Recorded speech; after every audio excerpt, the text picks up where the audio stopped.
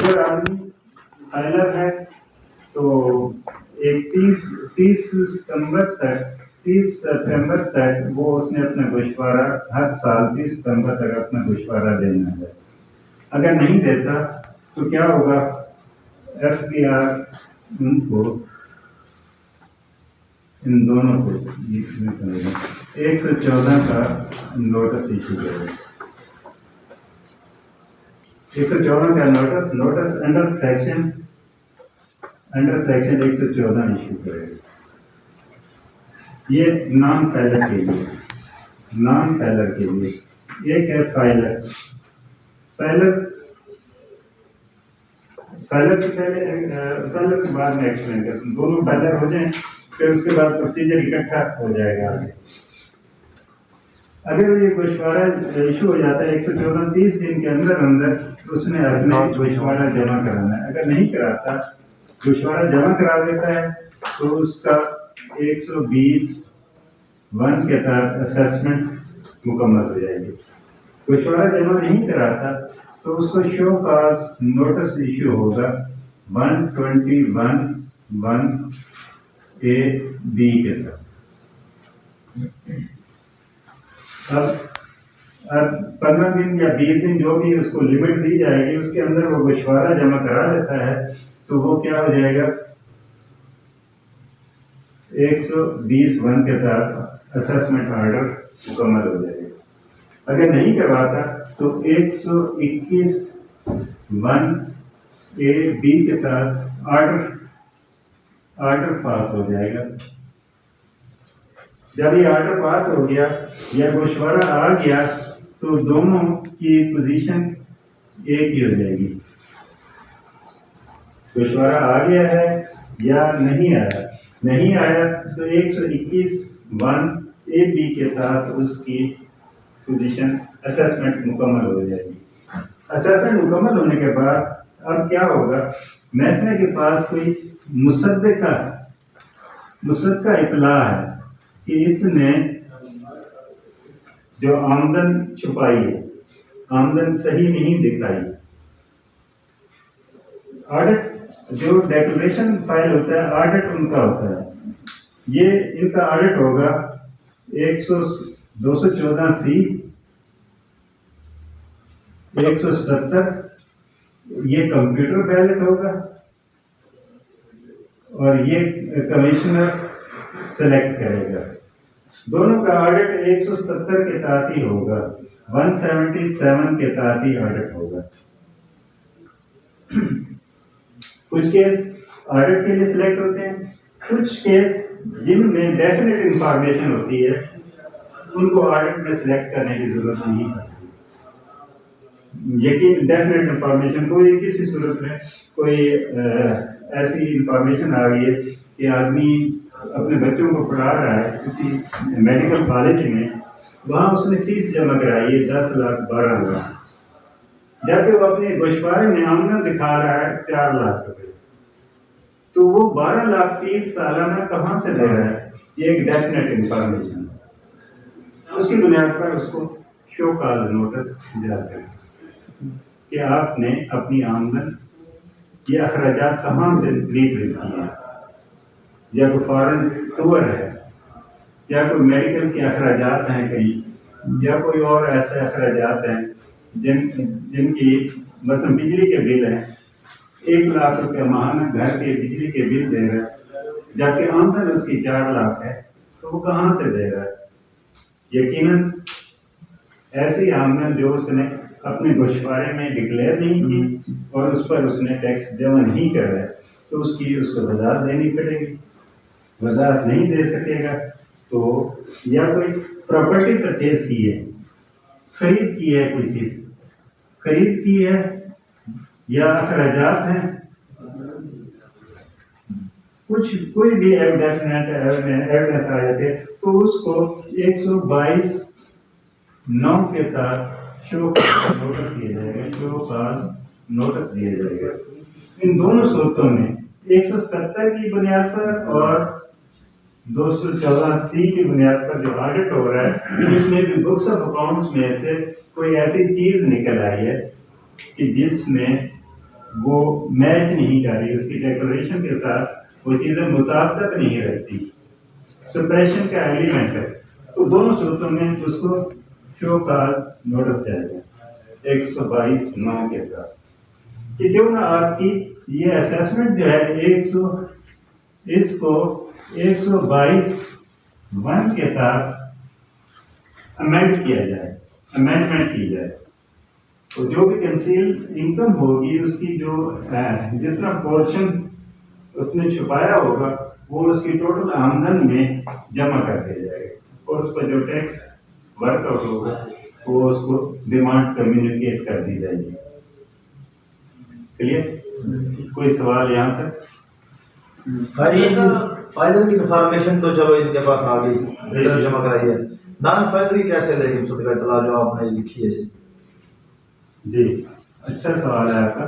Non filer कोई information आ जाती है, मतलब आप प्रॉपर्टी परचेज करना चाहते हैं जी, वहाँ प्रॉपर्टी आप चाहे 1 रुपए की प्रॉपर्टी परचेज करें, चाहे 1 करोड़ की करें, चाहे 1 अरब की करें, आपने 1% टैक्स जमा कराना है, विदहोल्डिंग टैक्स। विदहोल्डिंग टैक्स जमा कराना है।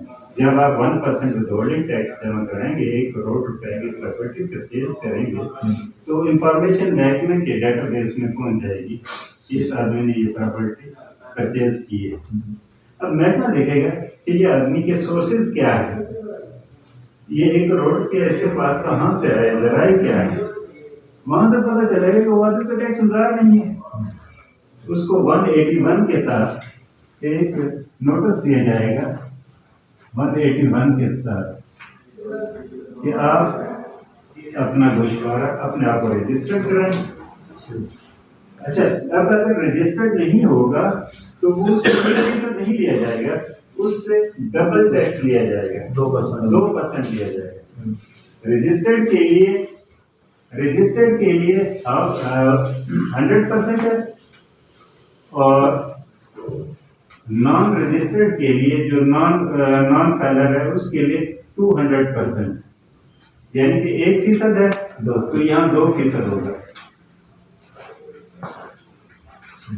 इंफॉर्मेशन डेटाबेस में आ गई।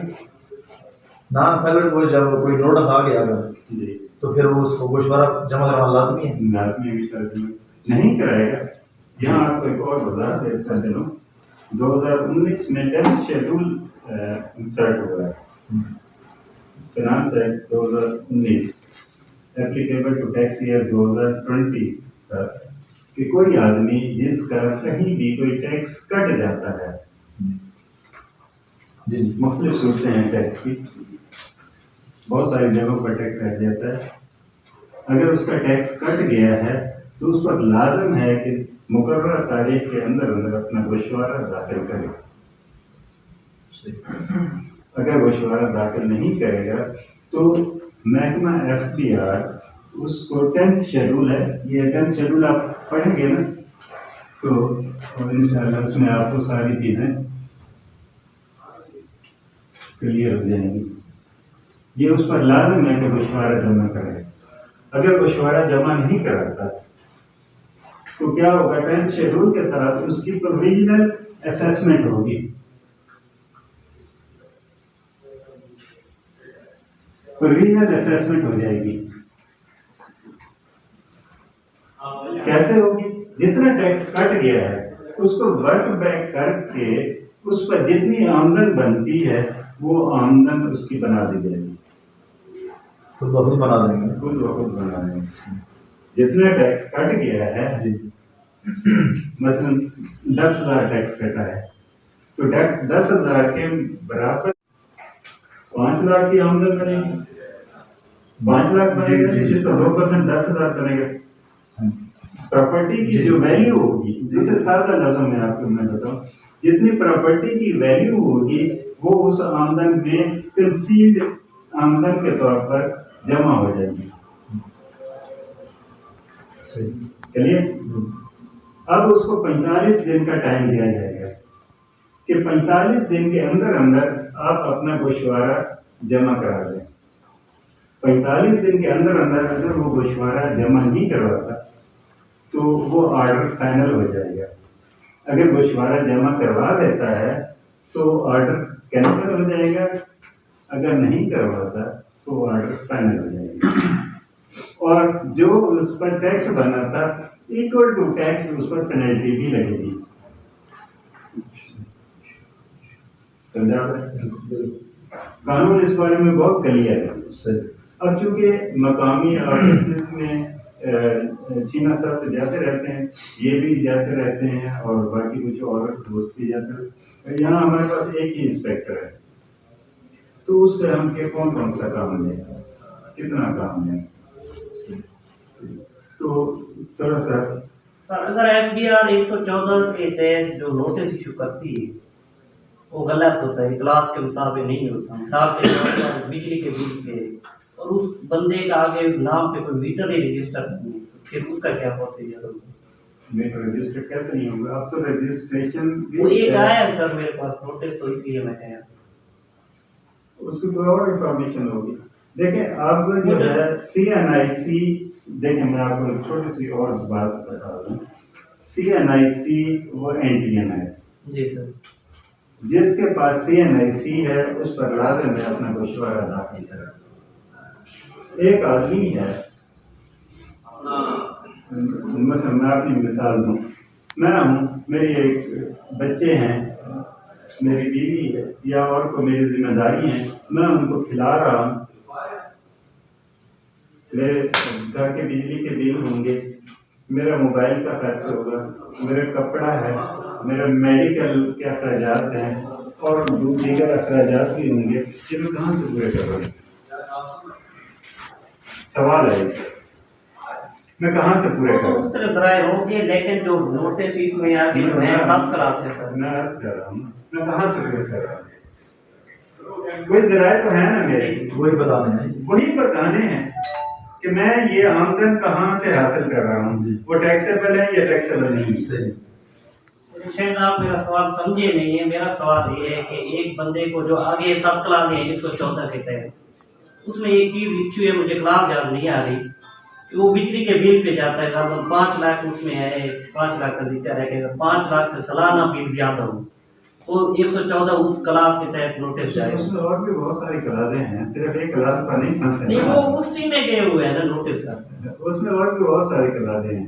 नोटिस पे वही चीज लिखी हुई है, बाकी कोई चीज नहीं। ये कहना चाह रहे हैं वो रॉन्ग इन्फॉर्मेशन का नोटिस अगर जारी किसी को हो जाए नहीं होता रॉन्ग इन्फॉर्मेशन। 114 सेक्शन है ना, वो है हर किसी पे लागू, हर किसी पर लागू है। आपकी कार्ड नंबर है ना, वो जिसको भी रिटर्न जमा कराए। कमिश्नर ये समझता है कि इसकी आमदन काबिल टैक्स है, वो उसको नोटिस दे सकता है, उसने अपनी वजाहत देनी है, वजाहत दे तो फाइल हो जाएगा। वजाहत देगी। अब सब सेक्शन है उसकी 1 2 3 सब सेक्शन है, सब ये गलत नोटिस नहीं हो सकता, गलत नोटिस इशू नहीं हो सकता। वो मैं आपको नोटिस दिखाऊंगा, वो मालूम का है। हो चुके हैं मालूम। अगर बिजली के बिलों पर गया है नोटिस तो बिजली का बिल होगा उसके नाम पर, और एनजीओ बनानी है तो उसके लिए भी मैं हाजिर हूँ, मैं आपके साथ खड़ा हूँ, सराई काम करेंगे, लोगों को फ्री ऑफ कॉस्ट गोशवारे बनाएंगे, वकीलों की रोजी को कोई नहीं रोजी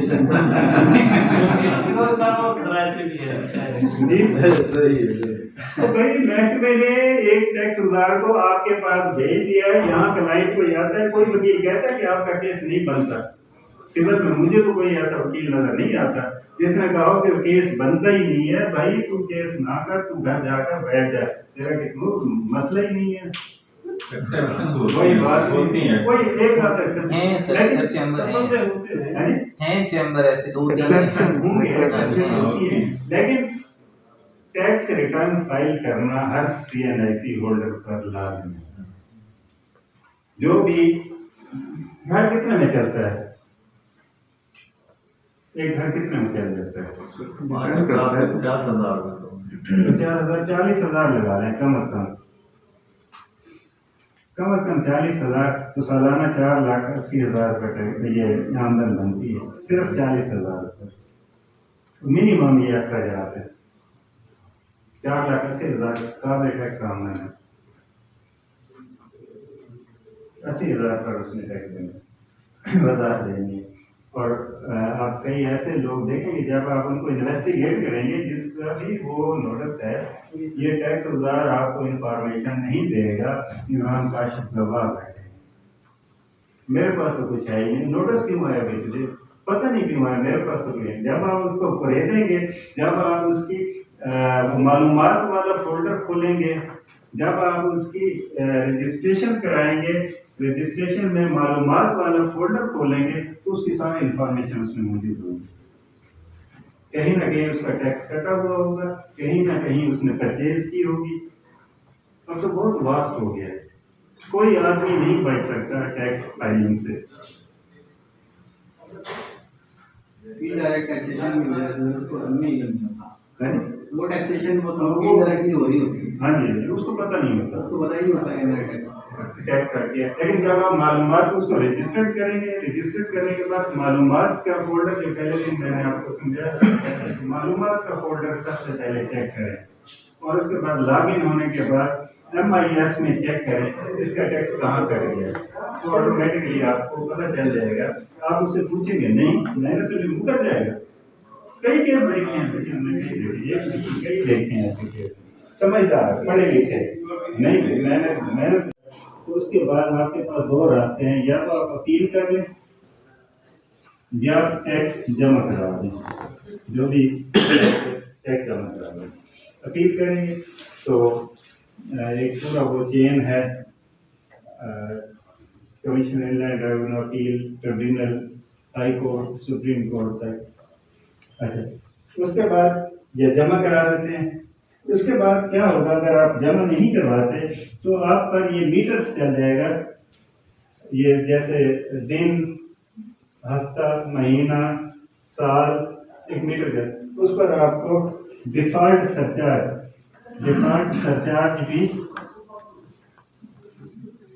सरचार्ज भी देना पड़ेगा और इक्वल टू टैक्स जमा पेनल्टी, जुर्माना, इक्वल टू टैक्स जुर्माना भी लगेगा, वो भी कैलकुलेट होगा from the due date of payment to onward, जब आप जमा कराएंगे जितनी रकम क्लियर होगी वो भी चलेगा। और उसके साथ साथ फिर रिकवरी मेयर्स हैं, 137 का डिफॉल्ट, और उसके बाद रिकवरी मेयर्स हैं 137 का नोटिस इशू होना है, ये डिमांड नोटिस होगा, डिमांड नोटिस। उसके बाद 138(1) का नोटिस होगा, रिकवरी नोटिस है 138(2) का नोटिस होगा, 140 के तहत आपकी अटैचमेंट हो जाएगी, बैंक अकाउंट या कोई पेमेंट कहीं ड्यू है वो अटैच हो जाएगी। और उसके बाद प्रॉपर्टी की अटैचमेंट होगी, प्रॉपर्टी मुंजमद हो जाएगी, दुकान पर कोई रिसीवर बिठा दिया जाएगा, बहुत सारे, और या गिरफ्तारी होगी, बहुत सारे रिकवरी मेयर्स हैं, वो सिमल्टेनियसली भी अडॉप्ट हो सकते हैं, स्टेप बाय स्टेप भी अडॉप्ट हो सकते हैं। ये सारा एक प्रोसीजर फिर चलेगा रिकवरी का। अच्छा, अगर 122(1) के तहत ऑर्डर फाइनल हो गया है और मजीद कोई इंफॉर्मेशन आ जाती है, ये फाइनल नहीं होगा ऑर्डर, मजीद कोई नई इंफॉर्मेशन आ जाती है तो इसको 122(4) के तहत दोबारा अमेंडमेंट किया जाएगा, दोबारा अमेंडमेंट की जाएगी, further amendment as many time as necessary, इसकी कोई लिमिट नहीं है, जब जब इंफॉर्मेशन आती जाएगी तो उसको बार बार अमेंड किया जाता है। और ये 120(1)